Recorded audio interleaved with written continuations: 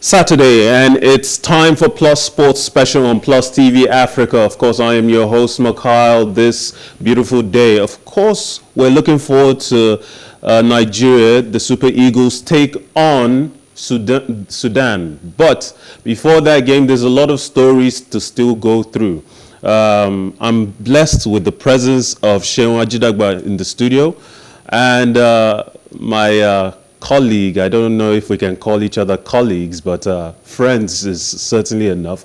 Victor Godfrey is in Cameroon. Victor, good morning. Bonjour, comment ça va? I speak French now. I'm Seun, how are you doing? Yes, I'm fine. It's a pleasure to be here. A wonderful Saturday. We are prepping up for the Super Eagles of Nigeria, 5 p.m. Nigerian time. Three-time champion versus one-time champion. One time, as in they won it just once. And that was back in 1970. In fact, in the very first meeting, Sudan beat Nigeria 4-0.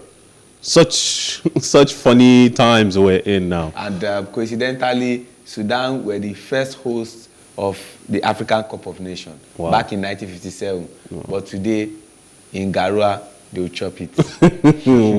with all alacrity. Now, of course, before we touch on that match, cricket is on our focus right now. Something is going on tomorrow?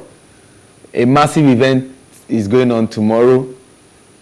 What the the British pride as their own ground, which is the Lords.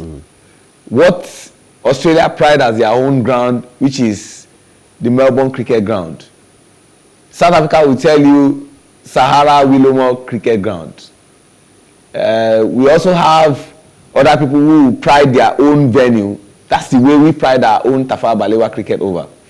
And after 16 months of work on that ground, officially it will be reopened for use tomorrow. And it's going to be a fanfare event.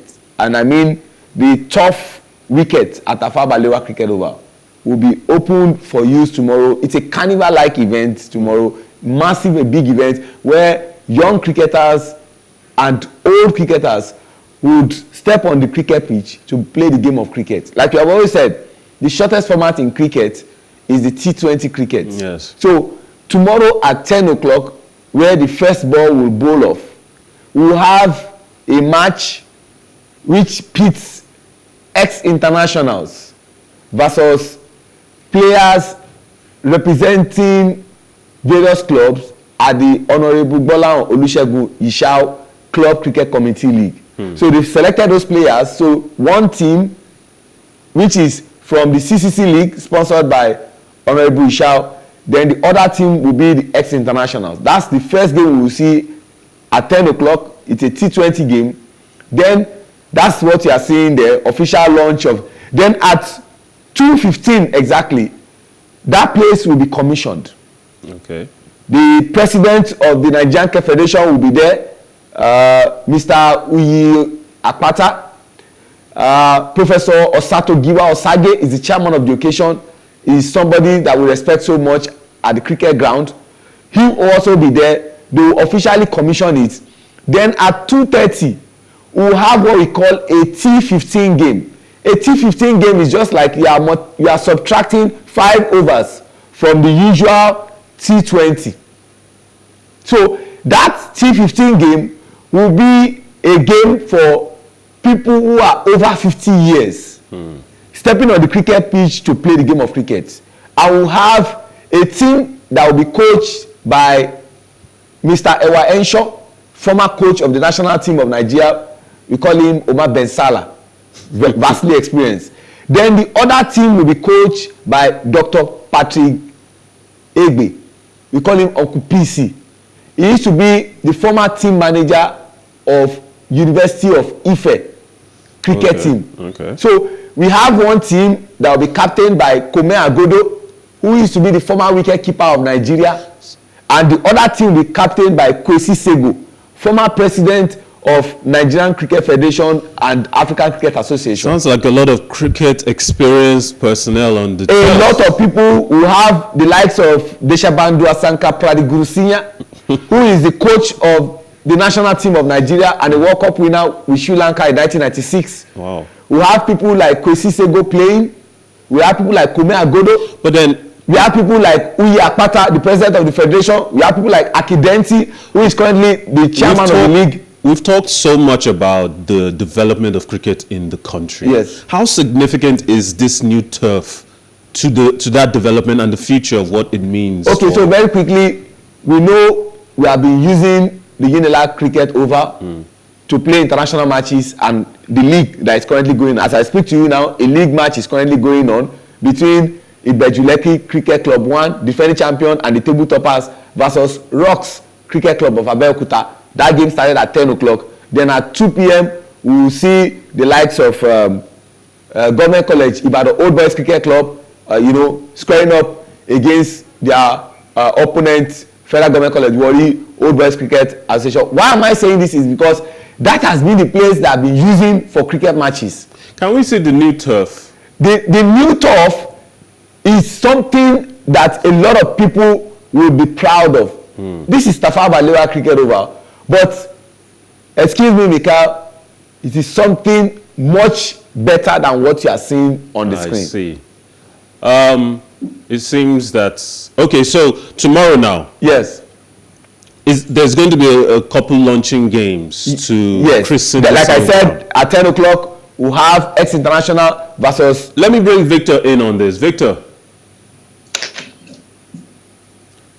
I know football is on your dome in Cameroon, but significantly, you've also been on the show before talking about how far cricket has come in Nigeria, how far it can still go.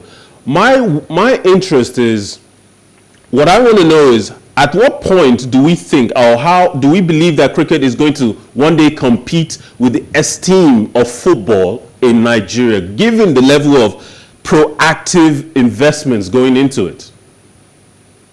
Well, like your colleague has said, Mr. Seun, if we continue with this level, because before now, to be honest, only a few Nigerians have interest in cricket, myself included, and of course, people who are in the sports industry as well, or maybe a few fans, a handful of fans. And because the cricket has a very unique set of rules, yes, and also people can say that it's you need like a cricket ground for that. I would disagree with that notion, because if you go to India, Sri Lanka, South Africa, Australia, they have kids who play cricket on the streets as well. They have this makeshift. It's just like we play street football in Lagos, Nigeria, or in Nigeria. They have kids who do that as well in those countries that you may expect, like Pakistan and Korea, that don't have the best infrastructure. However, cricket is very, very popular in those areas. So if we continue with this level of investment, and if we make it a part of our curriculum in terms of physical education and sports being taught in primary and secondary school, that's where you get it. That's where you get your orientation and you're aware of it.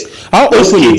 Sorry, Victor. Quick question to Seun. How open is this new ground going to be to the general public to bring children from schools who want to learn the game at its very core?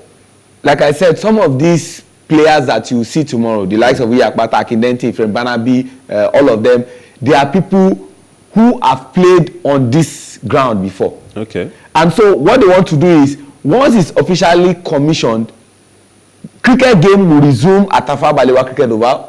Even the Honorable Bola Olusegun Ishao League would also be played at the Tafawa Balewa Cricket Oval, because that's where they were playing before. Yeah. And then youngsters, the vision of the president of the federation, Mr. Iyakbata, is to have 250,000 children every year playing the game of cricket across the 6 geopolitical zones. So you've talked about how this is now our ground. Yes. On the world stage, is it going to be as comparable to the more popular or already established grounds that are all over the world? Unilag has hosted the bilateral series between Nigeria and Sierra Leone, so you can say it's an international event because ICC acknowledged that competition.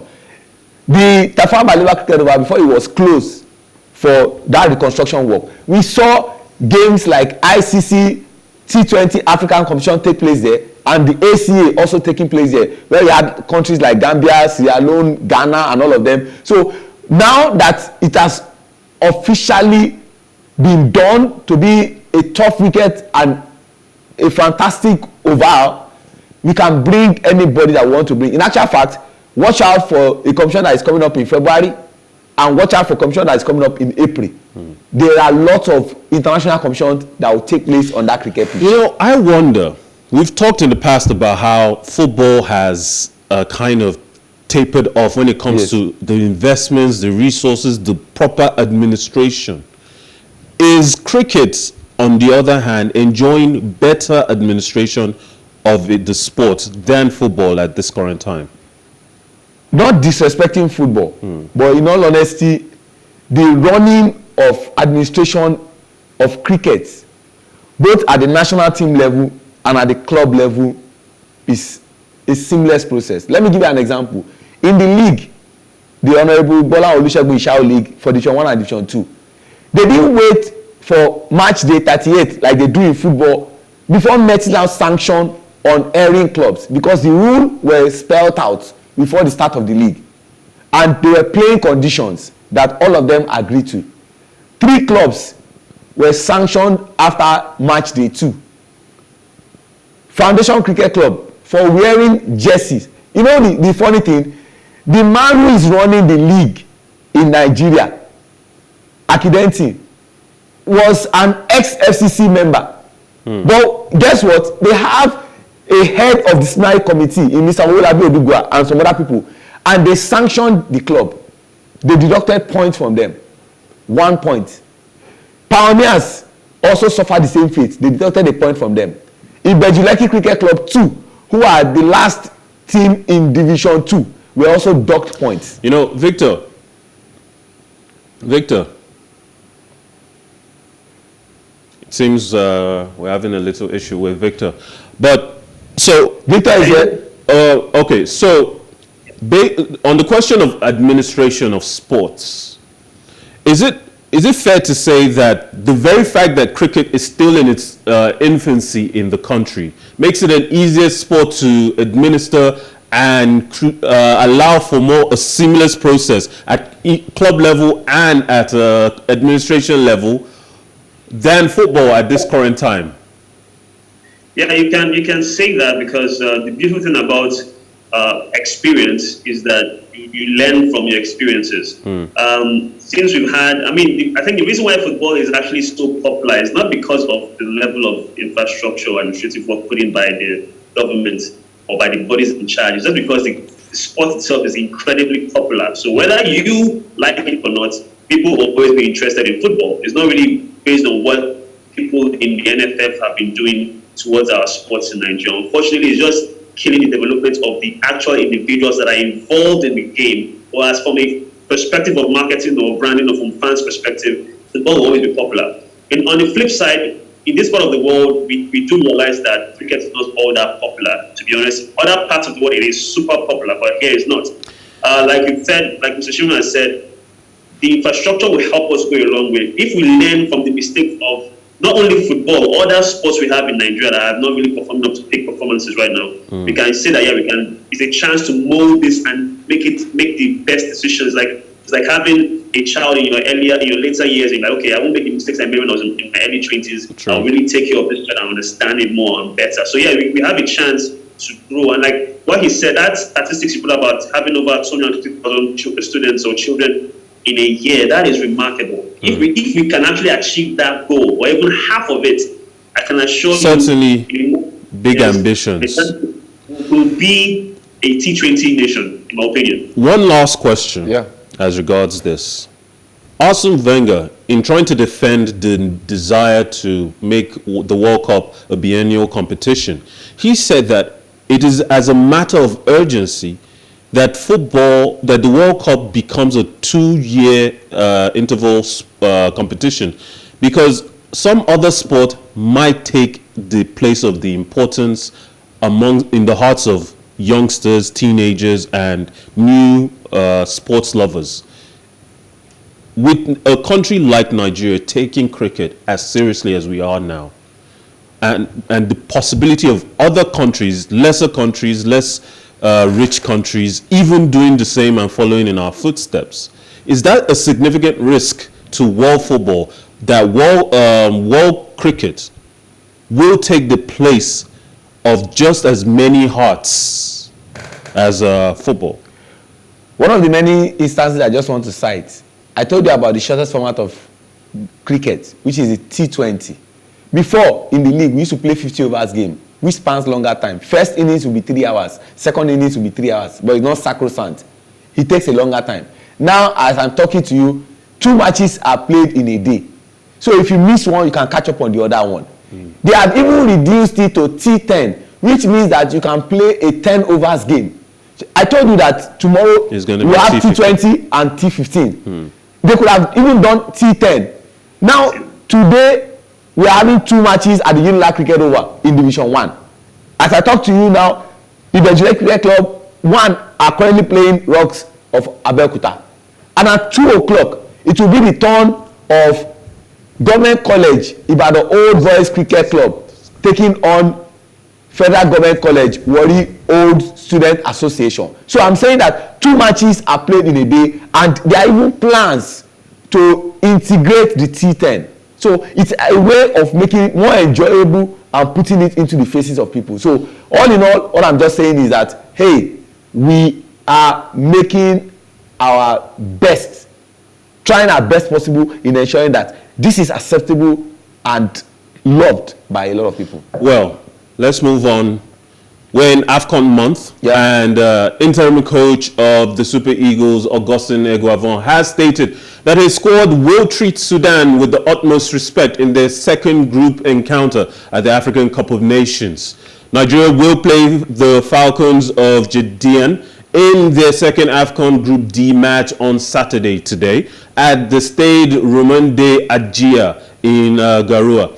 During the pre-match press conference on Friday, Eguavoen told reporters that the Sudanese were not pushovers and would be treated as such, adding that the ultimate goal was to build on the victory against Egypt. I cannot look down on anybody. If you do that, you will be making a very big mistake. So the Sudanese team will not be an exception. We will approach them with the same way we did against Egypt. They are a respected side and not a weak side at all. We will play them with the utmost respect. Every game comes with a different plan. Sudan are not pushovers, and more so, they are on 1 point and we have 3 points. In response to the hype surrounding Nigeria's chances at the tournament, Eguavoen observed that it was too early to draw such a conclusion about Super Eagles winning the AFCON title. Egypt, meanwhile, will be hoping for redemption when they face Guinea-Bissau at 8 p.m. today. They currently sit at the bottom of Group D with 0 points. Now, I want to start with you, Victor. Even I can say that based on the performances of Nigeria during the Egypt match, I feel like this could be Nigeria's tournament. It's hard. I mean, based on the performance, I would say the first round of matches, we didn't even see the best of football. And you can also argue that many countries had their players coming in late. As a matter of fact, Cape Verde still don't have their actual manager at the tournament yet, and some players are still back, in Cape Verde due to COVID-19. So you can say the first round of matches were not really good. Second round was a lot better. We saw Cameroon and other matches yesterday were pretty entertaining. But you can argue and say that. But based on the track record of our interim manager, people don't realize how good he was at the 2006 Nations Cup. Yes, we lost to Ivory Coast, who were potential tournament favorites at that time, and that generation had some fantastic players in their prime, like Drogba and Toure and the rest of them. So with this current generation of players, and with the teams we have, our biggest test in the group stage was Egypt, and we passed that in flying colours. Like we mentioned, Sudan beat us 4-0 in our first encounter. I can assure you this one will be 4-0. That's my prediction. You can say it's our year, but don't get it twisted. Teams like Morocco are still there. Morocco have played fantastic football. Watch their games yesterday. Teams like Ghana, they came back better. You have Algeria to put themselves. You see, even have Egypt. You can meet them. You have the host nation who have, and the support Cameroonians have right now is incredible. Even if they don't play good football, the nation is just crazy about the national team right now. So yes, we can win it, but like we established before the tournament started, we need to have that tactical discipline, because African football is all about pace and power and all that good stuff. But we realized that the Spanish team of 2008 to 2012 didn't play football with pace and power. It was all about tactics, keeping the ball, having your shape, using even what they call the false nine, and they dominated world football. So if we can just play, it's not about bulldozing hitting me and I hit you. No, tactical sweet football on the ground, not tiki-taka, perhaps our own Nigerian way. We can win from the tournament. Basbos. All right, let's look at the AFCON fixtures for today and tomorrow. So we see that Nigeria faces Sudan at 5. Yep. Guinea-Bissau faces Egypt. Now, does Egypt's loss to Nigeria in their first game just a blip? They are bottom of the table right now. Well, quite a lot of people are not impressed with what happened in the first game. Carlos Queiroz was a bit livid. Salah, all of them. We completely neutralized all the tactics that was brought by the coach and everything that the players brought to the table. The Ahmed Fatis of this world. Augustine Ogoravon has actually been generous in saying that Nigeria was actually lucky in certain moments against the Egyptians. But I did not feel that Egypt were ever truly a threat in that match. They were not a threat. The first time I saw Mohamed Salah trying to threaten our defense was in the 70th minute. That faint shot that Maduka Okoye, stopped with his leg. But like I said, credit to how we played that day. Yes, some players should have done better. The likes of Samuel Chukwueze, not what we know of Chukwueze. The likes of Moses Simon, despite all his attacking insurgency, his final ball was a suspect. But give credit to how the guys did. That's always been the case. He has the worst delivery I've ever seen from a national team player for the Super Eagles. He's the worst in the process. So I was so surprised when his balls were just going all the way like that. All right. Tomorrow's fixture list. Let's see those. Oh, my apologies. But one thing we cannot afford to do is to be complacent. I like the fact that that first game was a near complete performance against the Egyptians, and of course, Gambia and Mali. We all saw what the Malians did to Tunisia in the first game. That was the Yanis Sikazie debacle. I think we can see the fixture list there for tomorrow. Gambia take on Mali at 2 p.m. Ivory Coast, or as they prefer to be called, Côte d'Ivoire, face Sierra Leone. And Tunisia face on Mauritania. Algeria and Equatorial Guinea face off at 8 p.m. So I want to know from both you, Seun and Victor, the this current competition, how good do you think it has been so far compared to previous competitions? Maybe you will say the game between Gabon and Ghana that ended in a 1-1 draw, that the Ghanaians are still very livid. I saw the presser of Ayew. He was really over the board with his annoyance. Maybe you talk about Malawi and Zimbabwe, which was a shocking result for me, where Malawi came from a go down to beat Zimbabwe. Then you talk about maybe Morocco beating Comoros 2-0, and just maybe the Cameroon game that they thumped Ethiopia by 4-1. Every game has ended in binary numbers. One goal, or goalless, or thereabouts. But I was telling some persons that after match day 1, going into match day 2, where reality will be staring in some person's face, that if we lose, we snooze. Or if we snooze, we lose. Or if we don't get a result, we are on our way out. Everybody want to come out, and that would make teams be more attacking, because in the first game, people were a bit cagey. Victor, do you agree with that? Yes, I totally agree with that sentiment, because the truth of the matter is, minus being cagey in the first game, don't forget that the Nations Cup takes place in January, which means players are still actively playing for their clubs in Europe. So there's no time really to even gel and play and have your game plan in place. Unlike the World Cup, which takes place in July, or the European Championships that takes place in the summer, where you have enough time to really prepare and have a training camp. So usually the first game is almost like a friendly match. And like you said, when reality stares you in the face, if you lose this match, your second match, you are going home. You don't want to come to the competition and in the first 2 match days you're out of it already. So the same can be said with Nigeria right now. In terms of overall quality, I'll be honest with you, we've had more exciting Nations Cups in the past. This is not one of them. Hopefully it will pick up, maybe from this second round to the third round to the round of 16 and so on and so forth. But for now, because I was honestly being in the stadiums and watching those games, I wasn't really impressed with the performance on the pitch. But the crowd and the support, the energy as you expect from football fans is all over the place. It's fantastic. But in terms of quality of play, the only thing that had a perfect performance for me in this competition so far, and I'm not trying to be sentimental, is the Super Eagles of Nigeria. But let's see if we get better. Are you going to be at the match, Victor? No. Unfortunately, we couldn't book our flight on time due to, especially, so Garwa is so far from Douala. Douala is in the southern part, Garwa is in the north. So usually you have to find the perfect days to book your flights to be there. But God willing, we'll be there for the final match. However, tomorrow we'll be at Japoma for Cote d'Ivoire, like you mentioned. Cote d'Ivoire versus Sierra Leone. We're going to be there throughout the entire match day. Also Algeria and Equatorial Guinea. All right. This time around, we'll go to what they call fan zones around Cameroon. There are many fan zones for football fans watch games. So we'll be at the fan zones that has Nigerian-speaking individuals. Have Nigerians, here in Cameroon. There's a place called Limbe. It's the English-speaking side of Douala or Cameroon. So we're going to be there. It's a 2-hour drive from Douala to Limbe. So I can only imagine the atmosphere that will exist in those fan zones as you watch the game. Man, you should have been here when Cameroon won against Ethiopia. I was at the stadium, and when we came back to Douala, it was like a carnival. People were still dancing and singing.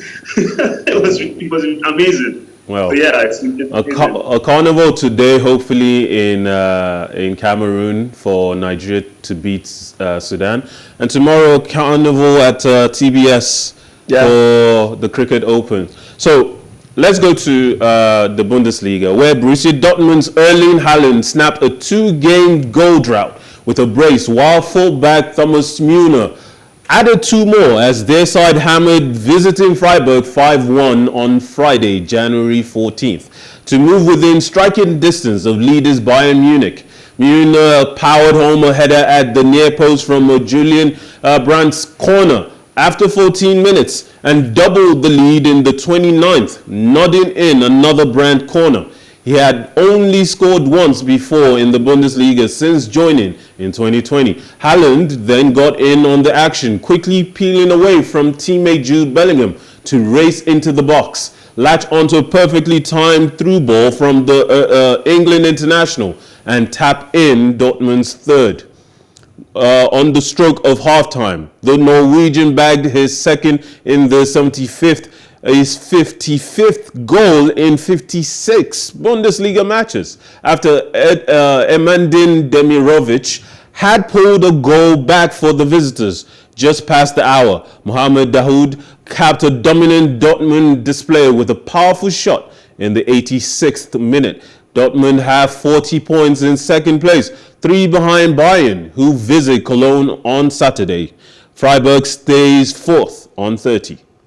Bundesliga keeps getting exciting.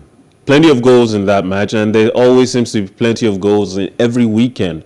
It doesn't matter which match, it doesn't matter if it's spread across all the matches, there seems to be plenty of goals. But Dortmund are not just Erling Haaland. Thomas Meunier scoring a brace with Erling Braut Haaland, but they needed to continue to win based on what happened last weekend, which came as a rude shock to everyone. The league this weekend, Manchester City manager Pep Guardiola said there are additional COVID-19 cases at the club following last week's outbreak, as they prepare to take on second place Chelsea in the Premier League on Saturday, January 15th.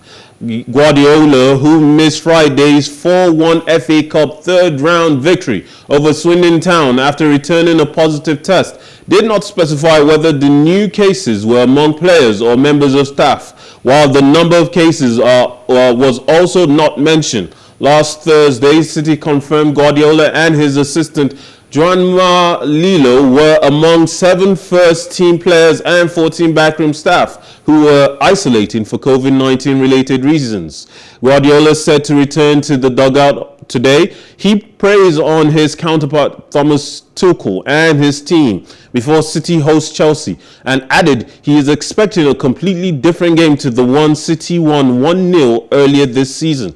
Chelsea are 10 points adrift of champions City after 21 games before the two teams meet at the Etihad Stadium.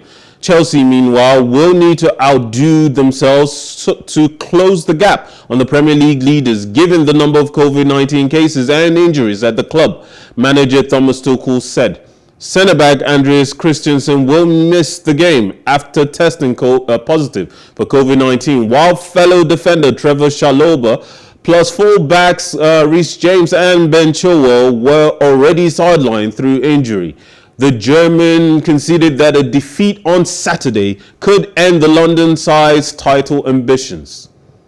Now, of course, Chelsea are 10 points adrift. If they lose, their season's challenge for the Premier League is over, right? As we speak, the only team that can stop City is Manchester City. Congratulations to Raheem Sterling winning the Player of the Month for December after scoring 5 goals. These guys are playing some amazing football. Yes, they are missing Riyad Mahrez, but some other guys are going to fill in the void. But what's more surprising is that the most expensive player in the English Premier League is not getting game time. And I'm talking about Jack Grealish. How can you sign someone for £100 million? He scored 2 goals and 2 assists. But last year, when Chelsea welcomed City to Stamford Bridge, it was total annihilation and controlled, complete performance. The annihilation I'm talking about was not in the scoreline. It was, at some point in time, the ball possession became 85-15. Victor?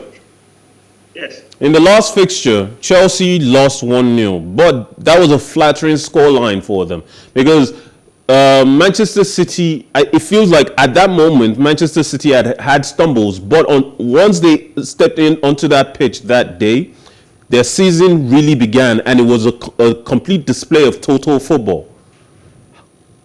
Yeah, well, there was something that made the rounds in social media and, of course, in the sports media industry when people spoke about Pep being manager of what they call the Farmers League in the Bundesliga, also in Barcelona, it's only Real Madrid, or in Germany, it's only, Dortmund. So far, so good. Pep has turned the English Premier League into a Farmers League, let's be honest. The dominance of the City since he came in has proven that his leagues above every manager in the world. You can argue and say, yeah, he gets the money, but we've seen managers not knowing how to manage players. For instance, like Seun said now, you have Jack Grealish, £100 million. That's the amount they used to buy Southampton a few days ago.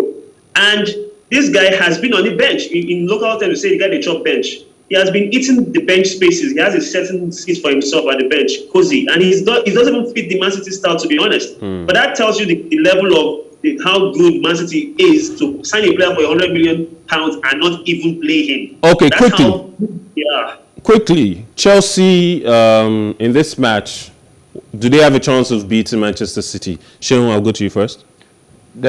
Impossibility is nothing. It could happen, but on current form, I want to give it to Man City. Victor? I agree, 100%. Man City wins this one, not Chelsea. Well, we have the fixture list for the rest of today and tomorrow. Let's see those.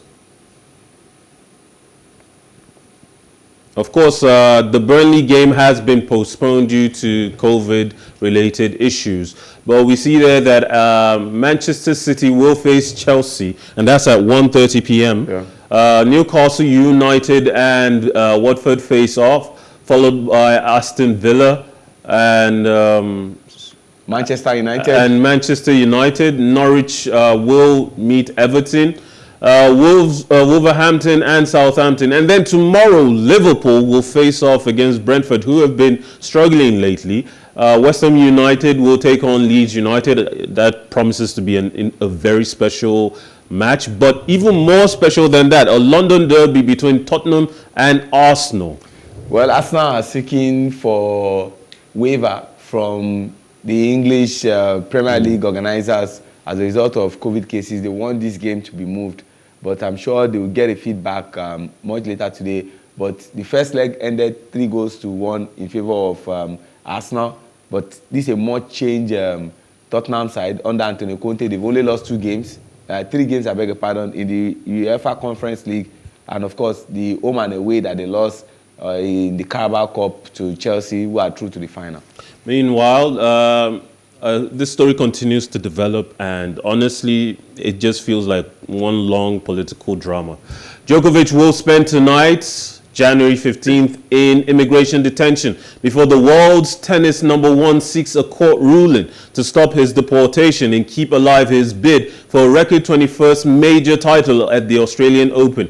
Immigration Minister Alex Hawke decided to cancel the Serbian superstar's visa because his presence could foster opposition to COVID-19 vaccination in Australia. Court documents released after an initial hearing in the federal court on Saturday showed it will be a second stint in detention for Djokovic, who spent his first 4 nights in Australia in an immigration detention hotel before a judge freed him on Monday, January 10th, after finding a decision to cancel his visa on arrival had been unreasonable. Justice David O'Callaghan set a hearing on Djokovic's appeal for Sunday, that's tomorrow at 9:30 a.m. local time, with the question of whether it would be held before a single judge or full court still to be determined. Djokovic's lawyers said on Friday, January 14th, they would argue deportation would only further fan anti-vaccination sentiment and would be as much a threat to disorder and public health as letting him stay